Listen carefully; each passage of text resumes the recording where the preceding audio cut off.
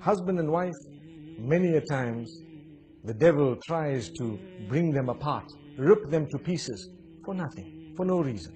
Sometimes it's because we become impatient with one another. We live with one another. This is why the Prophet, peace be upon him, says, خَيْرُكُمْ خَيْرُكُمْ لِأَهْلِهِ. If you want to know the best from amongst you, he who is best to his wife and his family members. The same applies to a female. She who is best to her husband and family members. If your husband or your wife or your family members can bear witness that you are a very good person, then indeed you are good, because you live with them 24/7.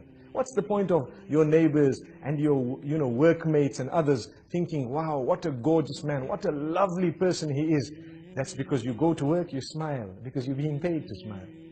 You work so nicely, you're so kind to your bosses and everyone because you're being paid to do that.